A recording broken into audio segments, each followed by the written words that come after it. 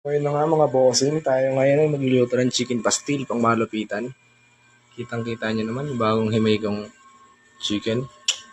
At meron na din tayo pang painit dyan mga bossing. Kainom na lang kulang. Kitang-kita nyo naman mga bossing. So ayun na nga mga bossing, tayo magpapainit na ng kawali. Tapos lalagyan na rin natin ng mantika. Talagang pang malupitan to mga bossing. Gasan na rin natin ang ating sandok. So ayun nga mga bossing, talagang pang malupitan to, napulutan tsaka ulam. The best yan mga bossing, chicken pastil. Susubukan natin yan. Bago ang lahat, tayo muna ay uminom mga bossing. Sobrang init ngayong panahon, talagang pumupogi tayong lahat. Kita nyo naman yan mga bossing.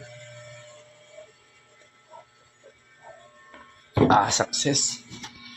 So ayun na nga mga bossing, habang tayo nagluluto, meron na tayo nakahandang red doors dyan mga bossing. Pwede na mag-vlog. Kitang-kita nyo naman yan mga bossing. Siguro dadagdagan na rin natin ng patis para all goods. Meron tayo dyan bossing na luya, onion, bawang, tsaka siling pang aroma. Tsaka yung ating chicken na hinimay. Meron na tayo dyan mga bossing na paminta.